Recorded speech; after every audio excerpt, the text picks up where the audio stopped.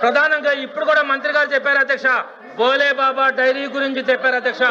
ఈ బోలే బాబా డైరీ ఆవులు లేవు, నెయ్యి లేదు, లడ్డూల్లో నెయ్యి లేదని చెప్పి రోడ్డు మీదకి తెచ్చారు అధ్యక్ష. దీని గురించి బోలే బాబా డైరీ గురించి చెప్తాను అధ్యక్ష. ఇప్పుడు మంత్రి గారు మాట్లాడింది కూడా బోలే బాబా డైరీ గురించే, ఆవులు లేవనింది అధ్యక్ష. అధ్యక్ష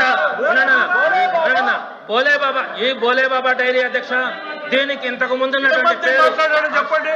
ఆయన ప్రతిదానికి మంత్రి గారు మాట్లాడారు, మంత్రి గారు చెప్పారన్నారు. ఏ మంత్రి గారు ఏ మాట మాట్లాడారో చెప్పండి.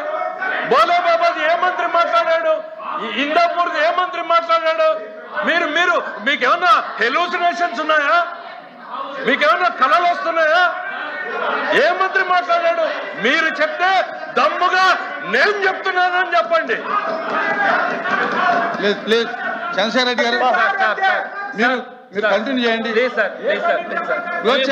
ఈ బోలే బాబా డైరీకి మొట్టమొదటిగా ఉన్నటువంటి పేరు హర్ష డైరీ అధ్యక్ష.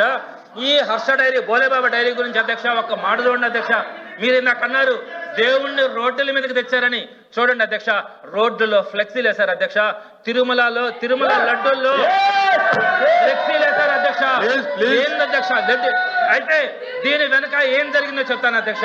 ఈ బోలే బాబా డైరీ గురించి నేను 4 మాటలు చెప్తాను అధ్యక్ష.